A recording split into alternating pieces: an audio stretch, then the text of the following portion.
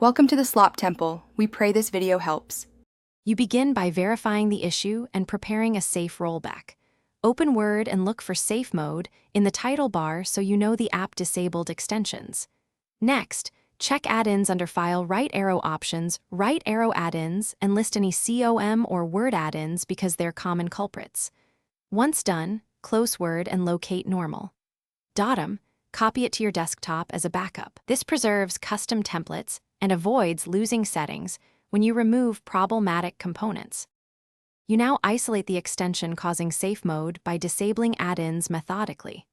Start Word normally. Use Control while launching to force a prompt. This confirms safe mode state. Then go to File Right Arrow Options, Right Arrow Add-ins, and under COM Add-ins, click Go and uncheck everything. Restart Word to see if it opens normally.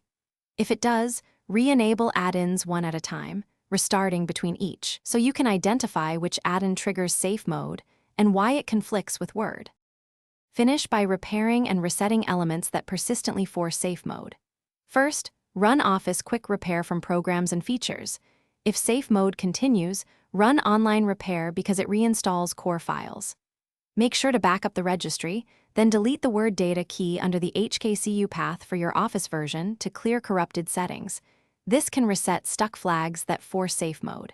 If problems persist, restore your backup normal. .em or perform a full Office reinstall, then test Word after. Thanks for watching. Consider subscribing if we helped you.